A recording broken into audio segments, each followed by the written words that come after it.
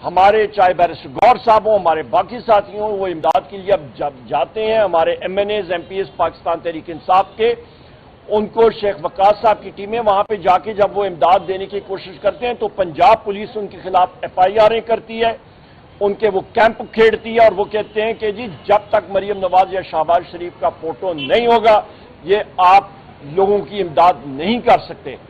تو اس کو کہتے ہیں مافیا۔ مافیا عموماً یہی کرتا ہوتا ہے کہ کسی اور شخص کو اپنی ٹیریٹری میں آپریٹ نہیں کرنے دیتا۔ پیر بابا اور اس کے مصفات کے علاقے بہت بری طرح متاثر ہوئے ہیں اور ہم نے تعزیت بھی کی، اور بیرسٹر گور صاحب اور ان کی ٹیم نے اور صوبائی حکومت نے، وزیر اعلیٰ خیبر پختونخوا علی امین خان صاحب نے بہترین وہاں پہ جرأت کا مظاہرہ کیا، اور ہمارے ساتھیوں نے اور سارے لوگوں نے، لا انفورسمنٹ ایجنسیز نے وہاں پہ لوگوں کی امداد کی، اور اس وقت ہم لوگ ری ہیبلیٹیشن کی طرف جا رہے ہیں اور چیکس جو ہیں وہ دڑا دڑ لوگوں کو دیے جا رہے ہیں۔ پنجاب میں ایک دوسری نوعیت کا تھا سیلاب، وہاں پہ سارے لوگوں کو معلوم تھا کہ سیلاب نے آنا ہے، سیلاب چڑھے گا، پانی مانسون میں چڑھتا ہوتا ہے اور اس کی کوئی تیاری نہیں کی گئی۔ اور آپ دیکھیں کہ ملتان ہو گیا، فیصل آباد ہو گیا، جھنگ ہو گیا، لاہور ہو گیا، ان سارے شہروں میں آپ کا وزیر آباد ہو گیا، کہاں گئی وہ گڈ گورننس؟ کہاں گیا وہ فیڈرل حکومت؟ کہاں گیا شہباز شریف؟ کہاں گئی مریم نواز؟ یہ تو کوئی بات نہیں ہوئی کہ آپ تیاری نہ کریں۔ اور وہاں پہ بدقسمتی کے ساتھ جب تک آپ کے جو ساتھی ہمارے چاہے بیرسٹر گور صاحب ہوں، ہمارے باقی ساتھی ہوں، وہ امداد کے لیے اب جب جاتے ہیں، ہمارے M N As M P As Pakistan Tehreek Insaf کے، ان کو شیخ وقاص صاحب کی ٹیمیں وہاں پہ جا کے جب وہ امداد دینے کی کوشش کرتے ہیں تو پنجاب پولیس ان کے خلاف ایف آئی آریں کرتی ہے، ان کے وہ کیمپ کھیڑتی ہے اور وہ کہتے ہیں کہ جی جب تک مریم نواز یا شہباز شریف کا فوٹو نہیں ہوگا یہ آپ لوگوں کی امداد نہیں کر سکتے۔ تو اس کو کہتے ہیں مافیا۔ مافیا عموماً یہی کرتا ہوتا ہے کہ کسی اور شخص کو اپنی ٹیریٹری میں آپریٹ نہیں کرنے دیتا۔ تو یہ تو ہو گئی ایک بات۔ آگے جاتے ہوئے آخری دو باتیں کر کے میں بیرسٹر گور صاحب کو گزارش کروں گا کہ وہ آپ کو آج کے کیس کے حوالے سے ڈیٹیل میں بتا دیں۔ سب سے اہم بات یہ ہے کہ اس وقت ملک میں بے روزگاری اپنی انتہا پہ ہے۔ اس وقت آپ کا جو سیلاب کی وجہ سے اور اس کے پہلے جو حکومت پنجاب نے غلط گندم کی پالیسی رکھی، پہلے محسن نقوی جو اس وقت انٹیریئر منسٹر ہے، اس سے پہلے وہ نگران وزیر اعلیٰ تھا، 450 ارب روپے کی گندم امپورٹ کی گئی، پنجاب کے کاشتکاروں کی تباہی ہو گئی۔ اس کے بعد مریم نواز کی حکومت آئی اور انہوں نے کاشتکاروں سے گندم خریدی نہیں اور اس کو پرائیویٹ سیکٹر کے ہاتھوں میں دے دیا، اور وہاں سے جو گندم کی کرائسس ہوئی ہے تو روٹی کی قیمت اس وقت خواتین و حضرات 50% زیادہ ہو گئی ہے۔ ایک نان پنجاب میں جا کے دیکھ لیں تو 25 روپے سے زیادہ ایک نان ملتا ہے۔ وہاں پہ قوت خرید ختم ہو چکی ہے۔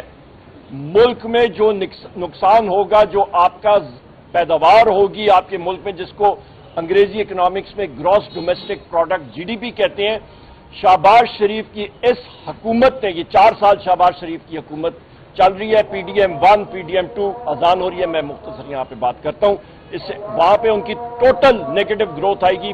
پاکستان تحریک انصاف کی 6% تھی۔ اس کے بعد بیرسٹر گور صاحب اذان کے بعد آپ کو بریف کریں گے۔ شکریہ۔ بسم اللہ الرحمن الرحیم۔ آج پشاور ہائی کورٹ کے ڈویژن بینچ کے سامنے ہمارے 3 پارلیمنٹیرین شبلی فراز صاحب، عمر ایوب خان صاحب اور عبداللطیف چترالی صاحب کے کیسز پینڈنگ تھے۔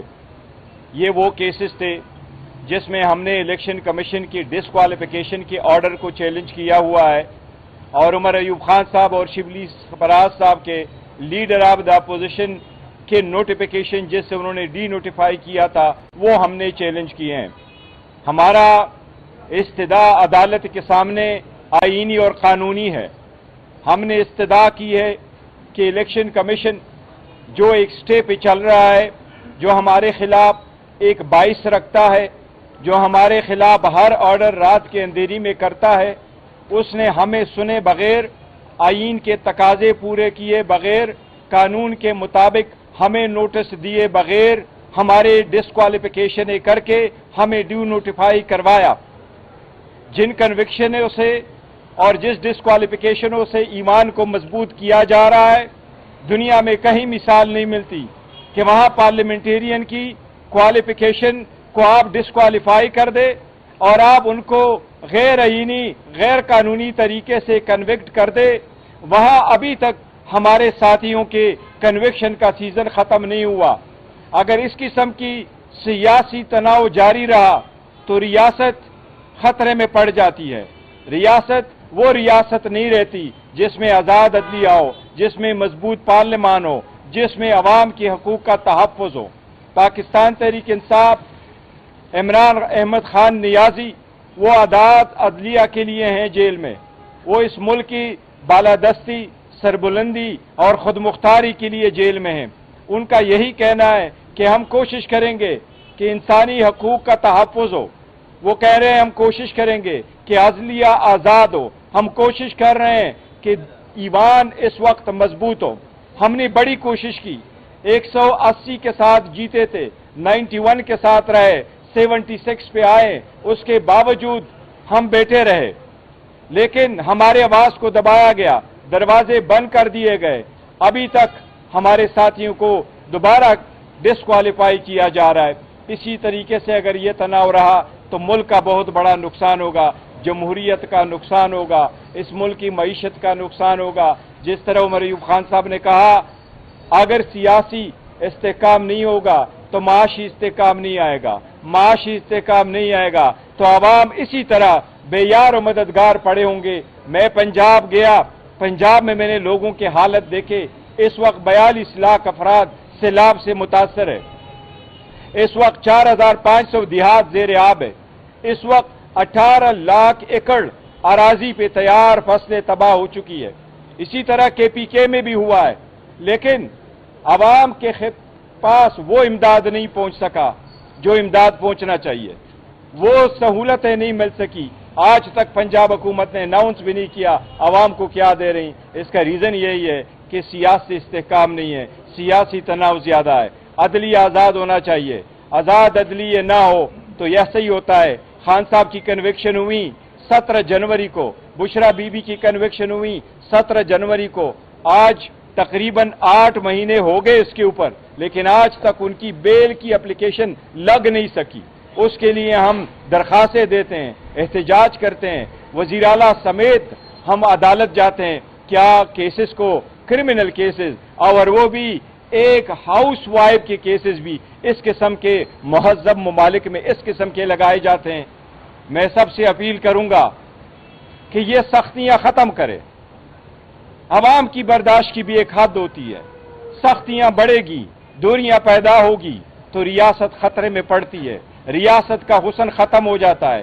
جو لوگ قابض ہوتے ہیں ان لوگوں کے ساتھ ایسا ہی آ جاتا ہے جس طریقے سے مستقبل آپ نے انجام دیکھا، چاہے وہ بنگلہ دیش ہے، چاہے وہ نیپال ہے۔ عوام کے ساتھ سختیوں کرنے سے ایسے انجام کو لوگ پہنچتے ہیں۔ اللہ نہ کرے ہمارے ملک میں ایسا ہو، لیکن میری یہ دعا بھی ہوگی کہ اللہ کرے یہ چیزیں ختم ہوں تاکہ ملک صحیح ڈگر پہ چل